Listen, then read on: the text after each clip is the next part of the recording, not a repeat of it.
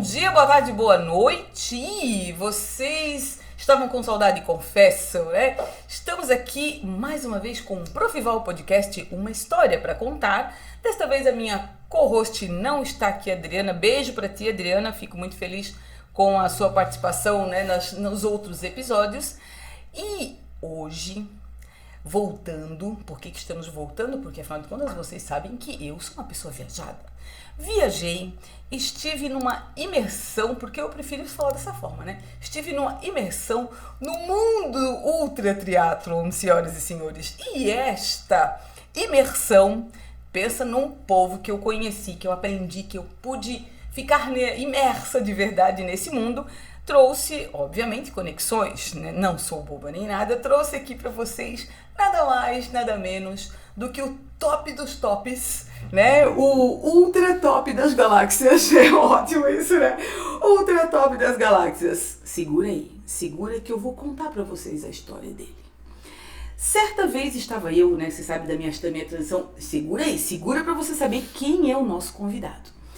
Estava eu nas minhas aulas de corrida e a minha professora Ana Paula, beijo pra ti, Ana Paula, disse assim: olha, eu fui numa palestra de um ultra atleta e ele passava a mão nas árvores, ele sentia as árvores, ele sentia a energia das árvores enquanto corria. É algo surreal. Eu falei, nossa, que massa, olha só, devia, sei lá, 2018, 2019, algo do gênero, porque foi 2019 que foi um ultra top aí que a gente vai saber daqui a pouco. Segura aí, fica aí. E aí, eu vou conhecer esse cara, vou seguir esse cara. E comecei a seguir esse cara. Comecei a seguir este Deus do impossível. Ficou muito bom esse negócio de Deus do impossível. As pessoas vão me matar. Não, gente, é só uma brincadeira, tá? Não é o Deus, assim, é um Deus muito minúsculo. Não briga comigo. E aí, então vou conhecer quem é. Então comecei a seguir o abençoado. E aí eu vou mudar a fala. Eu comecei a seguir o abençoadinho. E sabe por que eu tô falando abençoadinho? Sim, porque nesta vez eu estou aqui de frente com um ex-aluno, gente. Dá pra acreditar? Sim, senhoras e senhores, né? Daniel de Oliveira, o nosso ultra triatleta brasileiro, campeão de todos os jeitos, formas e maneiras que vocês possam imaginar, está aqui comigo, me dando a honra, né? Além de... Gente, olha, ele é meu ex-aluno, ele foi meu mentor, porque daí depois invertemos os papéis. Pois é verdade. Este é Daniel de Oliveira, bem-vindo, obrigada pela sua presença aqui. Gratidão é minha, Profival. E sempre, pra mim, vai ser mais Profival do que, né, porque você foi a minha Profival. E eu fico bem feliz de poder estar aqui conversando com as pessoas que te seguem e passando essa mensagem, e que se aquilo que eu falar hoje aqui fizer sentido para alguns de vocês, eu estou extremamente feliz. Olha, fez muito sentido para mim. E aí, gente, continuando essa história, né? E aí um dia eu não lembro porque, acho que eu fiz uma postagem, ele fala coisas incríveis e aquilo vai entrando assim na gente. O Daniel é aquelas pessoas que a gente começa a falar e as coisas, parece que a palavra vai entrando assim. A palavra vai entrando em nós, assim, a gente fica até assim, né? Tu te perde às vezes. Fazendo umas coisas que ele estava falando, e aí acho que ele vê assim: olha, eu acho que tu foste minha professora e tal. Duvidei, imagina, né? Vocês sabem da história deste podcast, que eu sou uma pessoa jovem, né? Duvidei.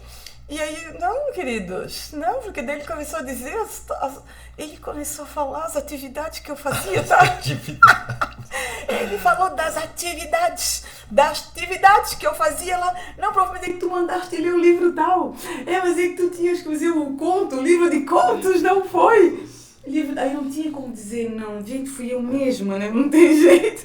Então tinha que ser, né? Muito obrigada, Daniel. E aí, este podcast, a gente começa uma pergunta, né? Você tem todos os títulos, daqui a pouquinho você fala pra gente, que eu sou tão orgulhosa de saber desses títulos, parece que são meus, assim, a gente já se apropria porque de tão feliz que eu sou, né? Por se conhecer, por saber disso, por saber dessa grandiosidade que é isso. Mas a pergunta que a gente começa nesse podcast é: quem é o Daniel?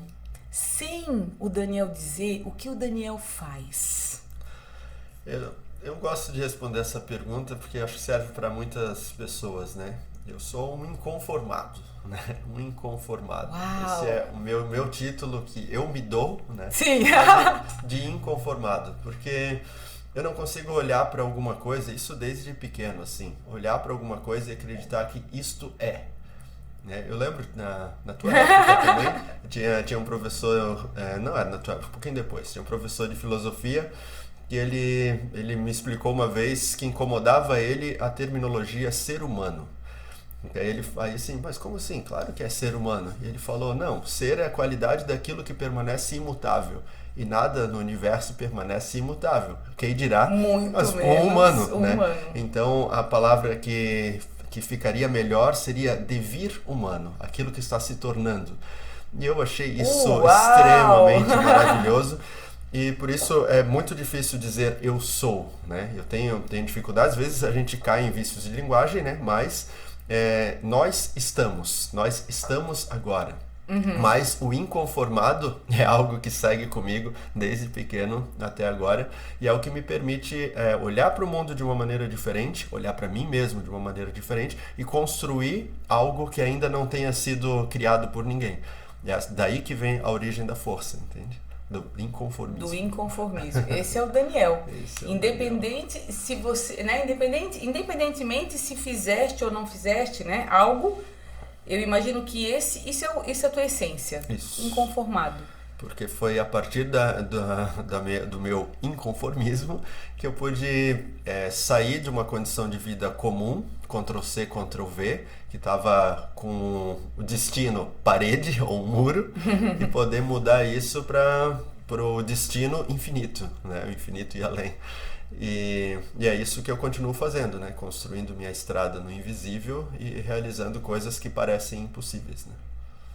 A gente repete isso que eu me perdi. Lembra que eu falei, gente? Eu lembro que eu falei, depois que ele vai falando, eu vou me perdendo assim, olha, isso é lindo, né? Que daoríssimo isso. Aí, assim, gente, sabe que aqui a gente anota coisas, né? Então anota aí, repete, Dani.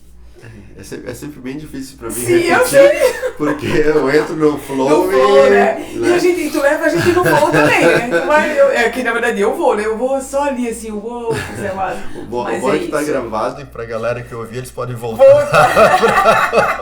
Que coisa boa, né? Gente, dá uma voltadinha aí e anota, porque... Bênçãos da tecnologia. E essa questão de construir algo que a gente não vê, né? E aquilo que parece impossível. Esse parecer impossível te dá medo? Sempre. Assim, desde que... Eu lembro uma vez que comecei a nadar no Rio Itajaí, aí uma vez vieram me entrevistar e falaram, porque você não tem medo? Eu falei, não, eu sempre tenho medo, né? E por isso eu posso fazer. Porque se eu não tivesse medo, provavelmente eu seria inconsequente, cometeria erros e aí poderia criar um acidente. Entende? Mas o medo me faz pensar 360 graus sobre uma determinada situação para poder minimizar as chances de perigo real, né? De dificuldades mortais, por exemplo, né? Então, por isso me incomoda quando as pessoas ouvem as coisas que eu faço e dizem que isso é loucura ou me chamam de louco, porque é muito ao contrário disso, né? Eu preciso de muita inteligência, de muita estratégia, né? De muito trabalho logístico para poder realizar cada coisa. E você chamar isso de loucura é quase uma ofensa para mim. Exatamente isso. Eu te ouvi falando isso em algum momento, não lembro qual momento, quando você falou essa construção mesmo do termo loucura, claro, porque como a minha área é língua portuguesa e comunicação, eu pego as palavras e eu gosto muito de entender o significado e ver o universo delas. E quando você falou sobre essa questão da loucura, nossa, é loucura. E aí você explicou isso. Você falou exatamente isso. Não, peraí, eu não estou sendo inconsequente nadando no Rio Itajaí. Eu não estou sendo inconsequente fazendo um Deca Ironman. Né? A gente já falou sobre Deca aqui, gente. Vocês não ouviram? Vão lá pro podcast que a gente falou sobre triatlo, que a gente, no primeiro podcast, entrevistei o Pato, né, que é o meu professor, foi lá em abril. E falamos de vários episódios sobre o triatlo, até porque eu ia para maio, né? Eu ia para o Brasil Ultra Tri para ser competidora, não, para ser staff, gente. Eu recebi vários parabéns das pessoas, eu me achei tão massa. Ai, parabéns, prof, né? Boa sorte. Eu tô indo pro Rio, eu tô no Brasil Ultra e eu escrevi que eu ia ser staff. Talvez o meu público nem todos sabiam que era staff, né? Sim. E aí eu escrevi, aí um stories ia com outro sem. Eu sei que umas 3 pessoas me deram os parabéns porque eu estava indo, né? Boa sorte. Ai, obrigada. Eu vou precisar de sorte para ajudar os atletas. Então, em alguns momentos, né? Sim, precisou, é verdade. Então, nessa construção, né? Não é uma loucura tu fazeres isso. Não é loucura.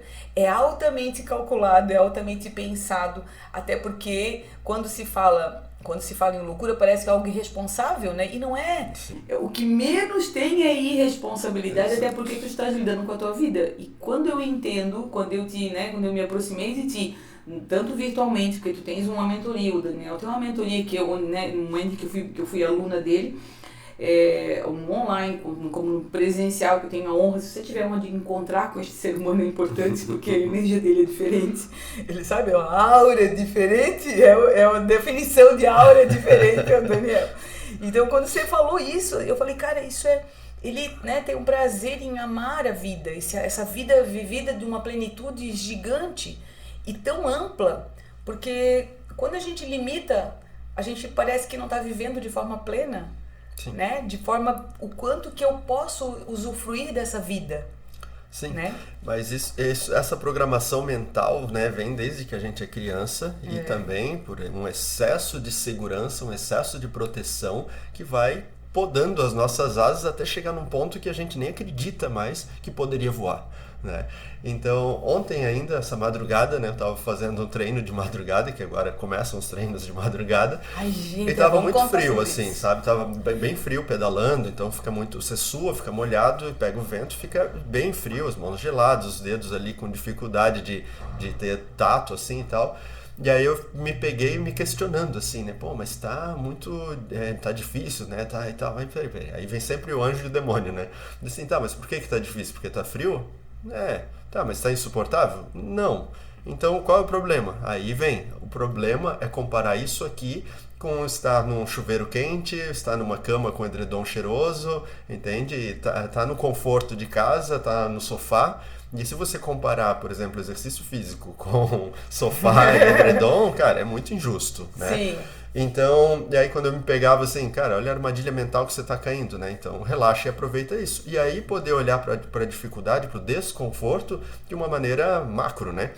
Então, isso aqui não é ruim para mim, isso aqui é bom para mim. Porque essa realidade da madrugada, do frio, desses pensamentos sabotadores que vêm querer me deixar no conforto, mas não vim aqui para estar confortável, vim aqui para me desenvolver. E o desenvolvimento acontece no desconforto. Então, aproveita o desconforto ao máximo para se tornar aquilo que você tanto deseja.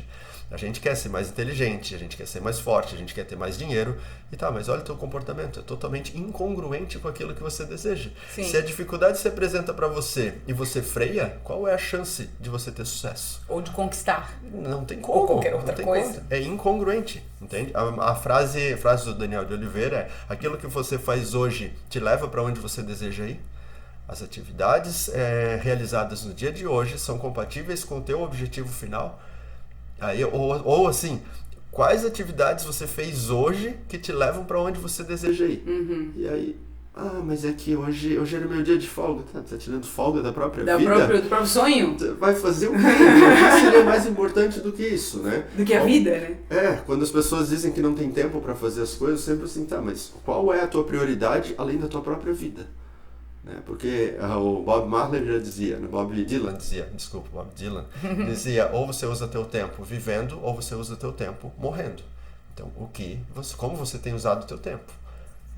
Eu escutei essa semana também, né, dizendo que a vida é um presente, é uma jornada. Eu não lembro, acho que foi o Pianges que falou sobre esse tempo que você tem de 80 anos, mais ou menos, para viver. O que você está fazendo nesses 80 anos? É só esses 80 anos, não vai ter, né? A gente até pode ter outras vidas, mas não temos consciência disso. Nesse momento, não tem consciência, né? Viver essa questão. E aí, me conta assim, ó. Comecei a nadar no rio. Como é que foi isso? Porque as pessoas, é o que as pessoas mais acham. Uau, nadou no rio, e aí saiu no jornal, nadou no rio. E isso é algo... Quando a gente começa a trazer para o racional, hoje mesmo eu dei uma palestra sobre isso, né? Sobre o nosso cérebro, né? O límbico, que é onde a gente está guardando as emoções, e levar isso para o campo racional. Quando a gente leva para o racional, não tem nada de tão uou assim, porque nós temos um rio bom. Lógico que tem que cuidar, tem que ter todos os cuidados específicos, mas é uma água onde eu posso nadar. Racional. né? Olhei, verifiquei, porque é o racional que faz as análises. O límbico vai dizer que medo, que socorro, não consigo, não dá conta, tem, né? E se pega no olho, né? Meu Deus, se pega no olho, é o que aparece, né? Então essas coisas assim, engole isso, esse é o lado que é todo emocional ali, mas o racional a gente pede, não, se eu tomar os devidos cuidados eu vou conseguir fazer e ok, levando pro racional. E como foi esse, tipo assim, acordei, pra que nadar no rio? Vou nadar no rio, como é que foi isso? Eu sempre, desde criancinha, eu queria nadar no rio, porque eu vivo aqui em Blumenau desde os meus 4 anos de idade. E já peguei algumas enchentes aqui, ou Você era de onde? do Rio, Você nasceu onde? no Rio de Janeiro. Ah, ok. Ou ver o rio bastante cheio, assim, né? E era sempre de costume, principalmente quando a gente era criança, ver o rio cheio. Ah, vamos lá pra ver o rio. E aí a gente ia pra rua ver o rio, assim, né? E aí só não podia pisar na água, se você pisasse na água dava leptospirose, era automático. Isso, não tinha qualquer água, né? E qualquer água de rio, de enchente, de não sei o que, Deus do livre. Tocou leptospirose. E numa dessas vezes, eu era bem pequeno, assim, devia ter 5, 6 anos. E eu tava na beira-rio, não era enchente ainda, mas o rio tava bem próximo lá da beira-rio. E eu e minha mãe, assim, olhando pro rio, e eu perguntei pra mãe, pode nadar nesse rio? E eu nem sabia nadar, óbvio, né? E ela falou, não, assim, mas dá pra entrar, né? Aí ela falou, não, se você encostar o dedinho do pé nessa água, o rio te leva e ninguém nunca mais te acha. Meu Deus! Não foi nem a leptospirose que curava. Essa foi a programação mental que minha mãe colocou. Só que ali já veio o inconformado. Eu, com 5, 6 anos de idade, inconformado, olhei, quando eu ouvi minha mãe falando isso, eu pensei, eu consigo. Com 5, 6 anos de idade, eu pensei, eu consigo. Eu consigo. E aí passei a vida, todas as vezes que o rio enchia, eu ia lá, pensava, eu vou pular, todas as vezes. Inconformado. Só que o que mais me incomodava não era a minha segurança, eu dentro do rio, era o movimento das pessoas ao redor que não iam conseguir entender aquilo, né, a dimensão do que estava acontecendo. Então é muito bizarro. E depois, lá na adolescência, que eu conheci os livros do Osho lá, né, do Rajneesh Bhagwan Shree.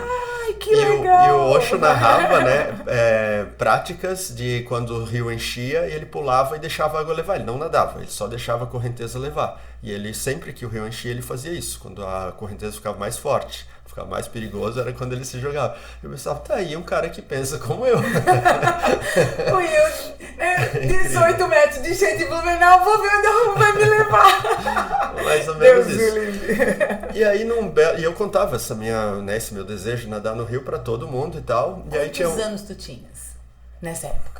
Que eu contava. Que contava essas coisas, que queria, porque tu não contava, porque tu não tava nadando ainda. Não, principalmente quando eu comecei a ter contato com o pessoal do triatlon aqui, né? Eu sempre assim, cara, por que tem que ir até lá na praia pra nadar se a gente tem esse rio aqui? Todo mundo, é maluco, nadar nesse rio, tá maluco, todo mundo. Tá. Né? E era assim, mas tu já era atleta nessa época, não?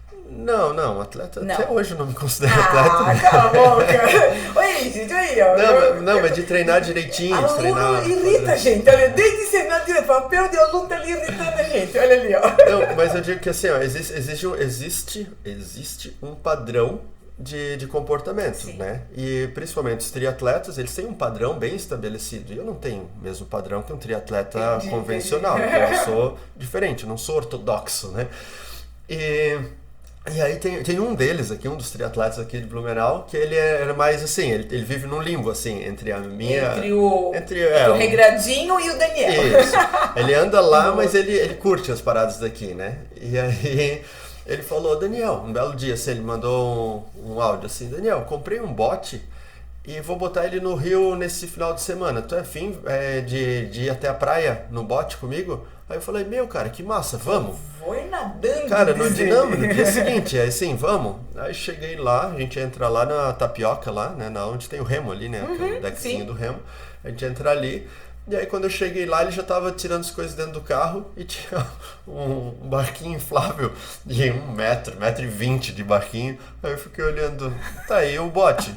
Tá aí, cara. Isso? Aí eu falei, é um pra cada um? Não, nós dois vamos nesse aí. Eu comecei aqui, falei, como assim, cara? Tipo, cara, eu tenho 80 quilos, tu também, cara. A gente vai botar 160 quilos no barco e o remo. Aí eram 2 remos de plástico. Aí eu falei, não, isso tá muito de brincadeira, né, cara? Ó, isso é loucura. né? Vamos colocar. Não, mas vamos. Ai, meu Deus, correndo, já acabou? Não, vamos correndo. Olha ali, ó. Ai, Senhor. Aí assim, tá, mas como que tu imagina que a gente vai fazer isso? A gente fica um de frente pro outro, coloca as pernas de um em cima da perna do outro e a gente vai remando. Cada um rema de um lado e pronto. Aí eu pensei, bom, na pior das hipóteses eu vou nadar. E a ideia que todo mundo tem, né, é que se você pegar um bote e botar no rio, ele vai te levar, né, jato e vai te jogar lá no mar, né? Tu vai jogar teletransportar lá. direto lá. Todo claro mundo, não, porque a corrente te leva, a corrente te arrasta. Aí foi lá nós dois no barquinho e o barquinho progredia a 2 km por hora. 2 km por hora, quase a metade da velocidade nadando, né? E a gente ficou naquela assim, cara, parecia um casal romântico assim, faltava só ter um guarda-solzinho com renda assim. E a gente remando assim, eu falei, cara, isso aqui tá muito ridículo, cara. Ainda bem que ninguém vai ver a gente aqui dentro, porque tá muito ridículo. Olha, e não afundou. Não afundou. Porque na minha mente esse barco já estava afundando com vocês dois. Era um bom Tava bote. bonitinho ali. E a gente remando, e aí começou a quebrar o remo. Aí quebrou um pedaço, e quando deu 18 quilômetros remados, 18, tava eu segurando uma pá do remo e ele segurando outra pá. Não tinha mais cabo, não tinha cabo. A gente tava fazendo assim. Aí a gente olhou e falou, cara, não, né? Não vai. E a gente levou 8 horas para fazer 18 quilômetros. 8 horas para fazer 18 quilômetros. E a gente, ainda bem que em algum grau de iluminação, a gente tinha levado um pedaço de corda, que até a gente não sabia para que era, mas ali a gente descobriu. Vamos amarrar a corda nesse bote, a gente pula na água e vai puxando o bote. Falei, nossa, essa foi a melhor ideia que a gente teve até agora. Depois dessas 8 horas. A gente conseguiu nadar 2 km puxando o bote e surpreendentemente foi... E os dois nadaram? Nós dois. Não, legal. Ele nadava melhor que eu ainda, né? E aí nós nadamos e saímos lá em Gaspar, lá no Colégio João dos Santos, onde agora tem um viaduto lá, nós saímos bem lá. 20 km deu ao todo, percorrido. Meu Deus, que ridículo. Meu Deus, que ridículo. E aí a gente nadou aqueles 2 quilômetros ali puxando o bote e tal.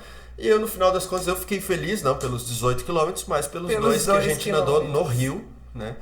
E eu pensei, cara, que massa, agora eu posso nadar. E aí no outro final de semana eu nadei ali da Tapioca, ali do América, do Remo, até lá no Neo Viário, 4 quilômetros. E aí eu fiz esses 4 km nadando sozinho. Uau. E aí um monte de gente me xingou, porque era irresponsabilidade, que era loucura e tal. E aí eu fui lá e fiz um anúncio. Agora vocês vão ver o primeiro duplo Iron de Blumenau. E usei a logo do Iron Man e tal. Aí a galera veio me xingando que eu ia ser processado, porque eu tava usando a logo. Assim, cara, eu só fiz um post no Facebook, cara, lá 200 anos atrás, assim. E aí eu fiz um Iron Man no sábado e um Iron Man no domingo. Eu nadei da Tapioca até lá no Anel Viário, aí a minha bicicleta tinha ficado lá no posto Saulo, né, que é lá do lado do Anel Viário, peguei a bike, fui até Tijucas, voltei, e aí fiz 42 km ali em Blumenau, fiz em 12 horas, aí no dia seguinte fiz de novo, e aí levei 13 horas, fiz a mesma coisa assim. Acordei, que lindo dia, vou fazer um Iron, nadando ontem no Rio, jura? Sim, e aí foi bem perfeitinho. Aí alguns meses depois, aí eu fiz a distância do Ultraman, também nadando no rio, que aí eu entrei lá na ponte Topava Norte. Foi antes de competir? Sim, tudo Quando antes. você fez esse duplo Iron, foi antes de competir antes do quíntuplo, oficial? Antes dos ultra triatlons, antes de competir ultra triatlon. E aí fiz a distância mas tu sempre fizeste isso, né? A tua corrida também foi assim, a tua ultra corrida também foi assim, né? É que eu comecei primeiro com ultramaratona, correndo 100 km, né? Cheguei no 100. Tipo 100, mas sem uma competição específica, amanhã vai ser meu ultra, não, acordei e vou fazer um ultra, né? Mais ou menos isso. Porque a minha percepção é assim, cara, você não precisa de uma medalha, de uma camiseta de finisher para fazer o que você ama fazer. Então, se o que você ama fazer é correr, então corre. Vai correr. Se o que você ama fazer é nadar, então nada. Se o que você ama fazer é pedalar, então pedala. Simples assim. E aí, por que você precisa do aval de uma organização esportiva para fazer aquilo, entende? Para fazer uma tatuagem na panturrilha, para mostrar, ter a aprovação da sociedade, sei lá. Aí eu nunca curti muito isso, sabe? Então, assim, cara, eu quero fazer, eu vou lá e faço, entende?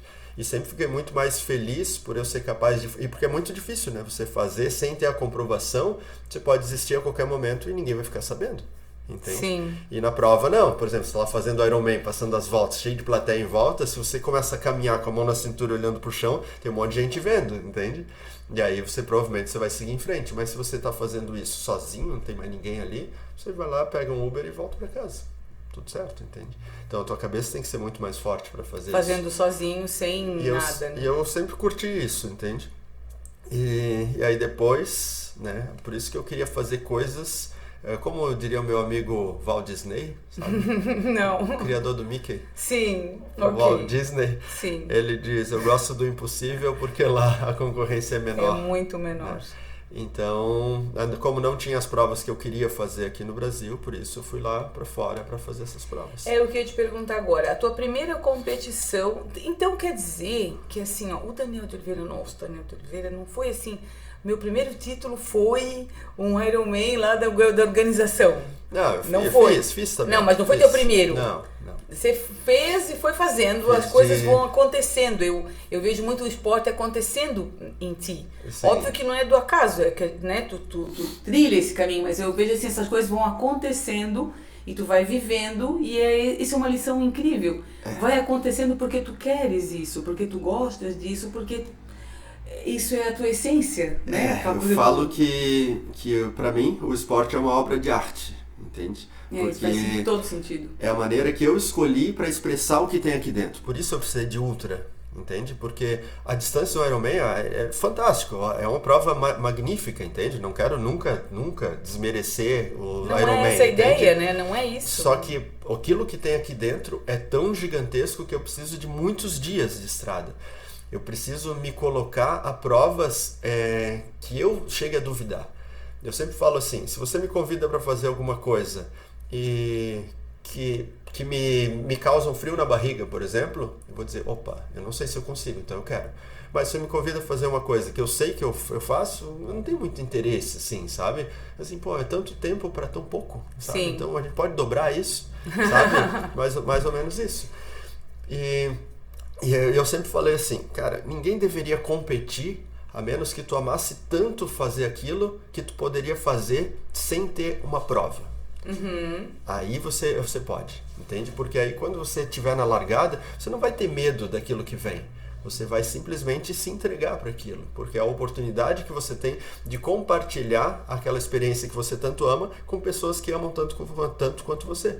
Entende? E aí é uma confraria do bem, confraria da corrida, confraria do triatlo. Né, algo real, algo fica real, parece que fica mais. Sim, como a vibe fluido. lá do Brasil Triathlon, entende? Aquele bando de gente estranha, todos juntos ali. Então, gente, o Daniel foi o organizador, né? E a minha outra pergunta é essa.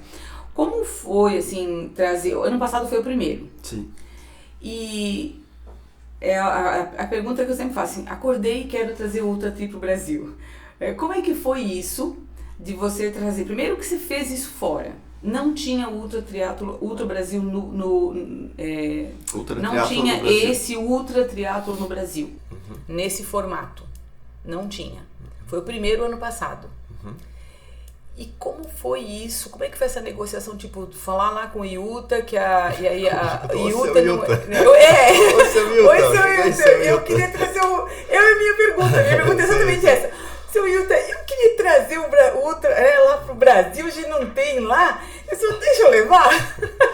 Conta essa história pra gente. Então, em 2019, né, lá durante o Double Deca, né, que aí também era uma prova com múltiplas distâncias, eu tive a oportunidade de conhecer o Norbert Lu, que era o vice-presidente da Utah na época. E foi assim, eu tinha já seguido ele tinha recém batido o recorde mundial do Double Deca 1 por dia. Né? Então eu já tinha acompanhado o cara, achava ele fantástico, assim, fiquei muito feliz. É muito legal, assim, né, hoje em dia, a gente poder acompanhar alguém pela internet e depois poder apertar a mão do cara ali, né? Sim. E aí, cara, rolou uma empatia muito grande, assim, a gente nunca tinha se visto na vida, ele já tinha lido sobre mim também, né, porque eu já tinha feito o quíntuplo, tive a minha participação no Deca lá, que todo mundo fala até hoje, e aí poder encontrar esse cara pessoalmente. Essa que todo mundo fala até hoje foi onde? Do México, aquela que eu arrebentei os pés. Sim, sim. E aí a gente começou a falar, ele falando inglês bem ruim, eu falando inglês bem ruim, a gente conversando. Ele é da onde? Da França? É da Dinamarca. Dinamarca.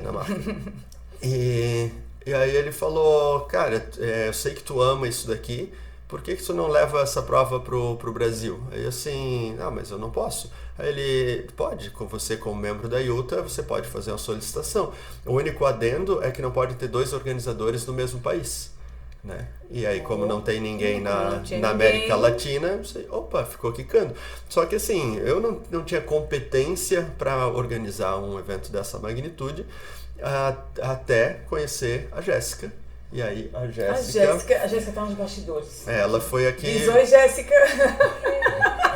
A Jéssica foi aqui e viabilizou tudo, porque eu tinha toda a expertise técnica, prática, e ela a expertise organizacional. E administrativa, né? Sim, para gerenciar isso tudo.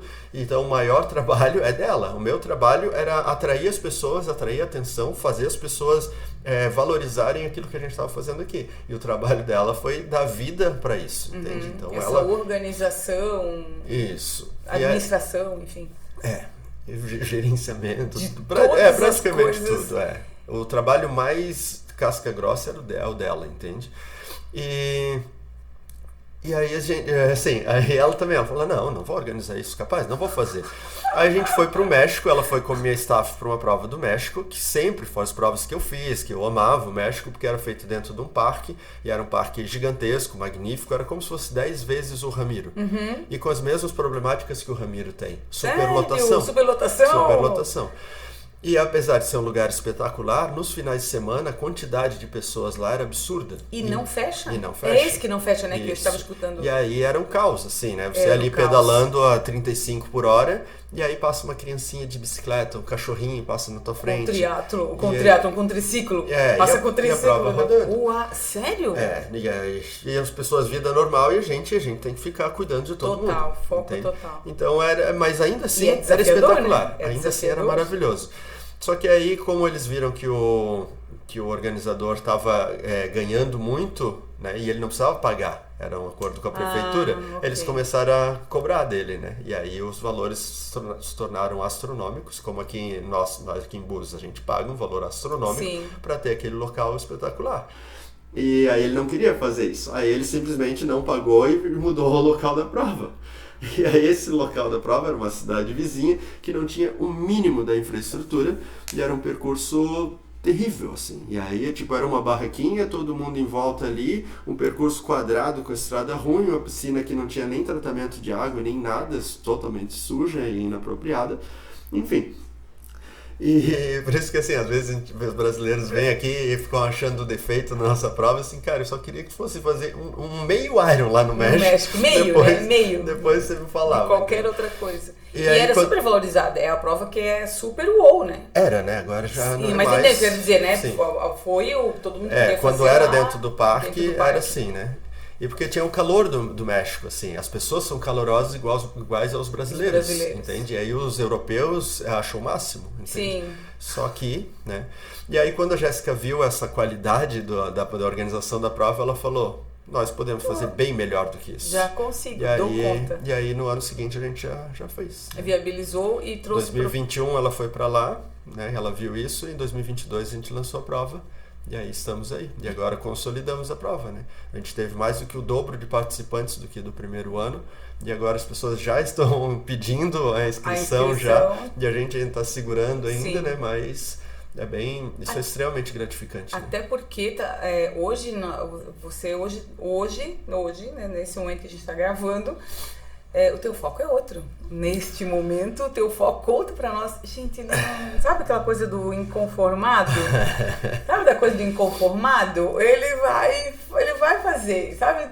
E agora, vamos lá, Dani, se agora você é o organizador, você é o cara que organiza, é o mentor dos Ultra. Também, porque eu quero competir. Conta pra nós a tua próxima competição. Como vai ser isso? Como é que é essa parada? Acordei e quero fazer qual que você vai fazer? Double Deca. O double. E é o contínuo. Deca contínuo. O contínuo.